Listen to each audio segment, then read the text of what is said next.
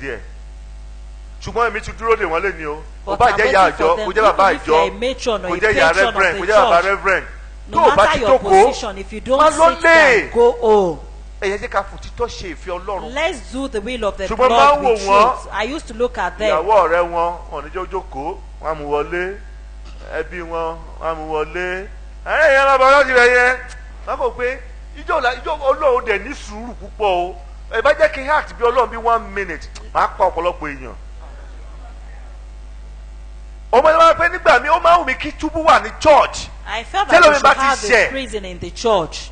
ìfẹ́ Ọlọ́run wàá jù sínú túbú yẹn iná wá jójójó kò ní kú o kò ní ẹni akọ fíìlì náà nǹkan gbígbóná títí bí ọdún kan tí wọ́n máa jáde ó lè jẹ́ nǹkan tó máa yí lọ́kàn padà nìyẹn ẹ mọ̀ pé bá ṣe jókòó yìí ẹ̀dá oríṣiríṣi ló wà lọ nínú wa ìṣe oríṣiríṣi ló wà nínú wa.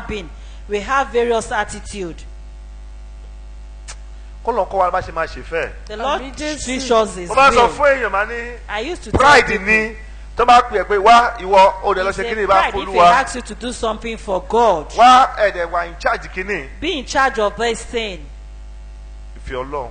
Is the will of God. ìfẹ́ Ọlọ́run. Will of God. Ọlọ́run ní ká para wa lẹ́kún. The Lord did not allow us to trouble each other. ọkàn wa ò dá ọkàn wa. Our heart is so bad. It's not so good. ṣé àwọn ẹjọ́ jókòó síbi mo ti máa sọ kíní kan fún ẹ ìwọ tó máa lọ sílé aláàfáà lọ gba ọṣẹ. You go to an affair. lọ sílé babaláwo. You go to the herbalist. herbalist. tó lọ sí gbẹ́rẹ́ tó wá tó gbọṣẹ tó wá fẹ́ máa gbọṣẹ tìbí. And you take the soap here. tó bá ti fọṣẹ yẹn wẹ̀. Once you take the soap. torí gbogbo àwọn ogun tó ti pẹ́ nínú ayé ẹ. You see all the olden days battle in your life. They will start coming back to you. And the battle will continue to trouble you. kó tẹ̀ tẹ́wọ́ gbà lásán. For the fact that you even receive it at all. èṣù pọ̀ nílé Ọlọ́run. We have a lot of devilish people in the house of the Lord. èṣù ọmọ rẹ̀ àwa tẹ̀ láàmú. You will be troubled. àwa bẹ̀ sí dalẹ̀ ayé ribo. The problem will continue to trouble your life. oríjọ méje àdúrà oríjọ méje mo lọ ń ṣe. Go to different churches. 7 churches for prayers. Don't come here to disturb our Father in the Lord. láì ṣe pé òun ṣe ìfẹ́ tí bàbá mi. Except you are doing àdúrà ò lè gbà níbí kò possible. will not be answered in this church. o ṣe jókòó kó máa yá bí tó yá ẹ lọ. Why don't you sit back and continue to go to various places that you are going? wọ́n ṣe nǹkan fún ẹ lọ́fẹ̀ẹ́. They are doing something for you for free.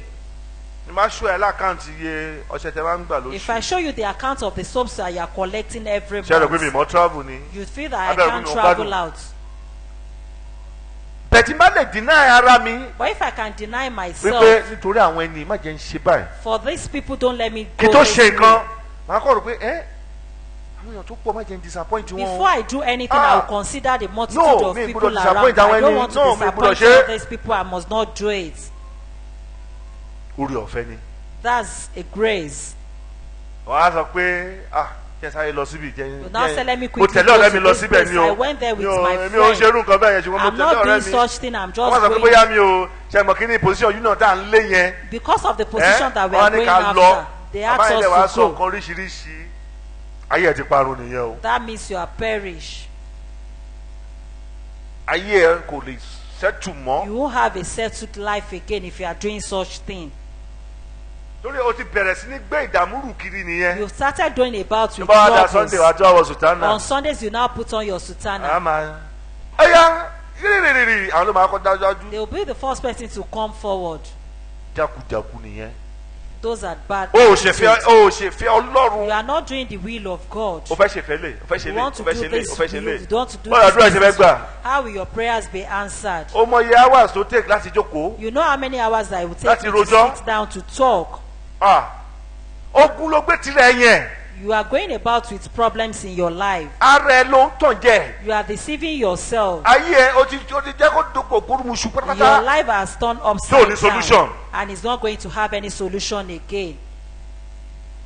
ó ní náà ṣe pé ó ṣe ìfẹ́ tí bàbá mi ti ń bẹ ní ọ̀run. Except today will the will of my Father in heaven. tó bá ti ṣe ìfẹ́ tí Ọlọ́run tó wà níbí o ṣe jókòó ara ẹ. If you are not doing the will of God in this church, why don't you sit kó máa back gbógun yẹn rìn kiri. and you continue to go about with your.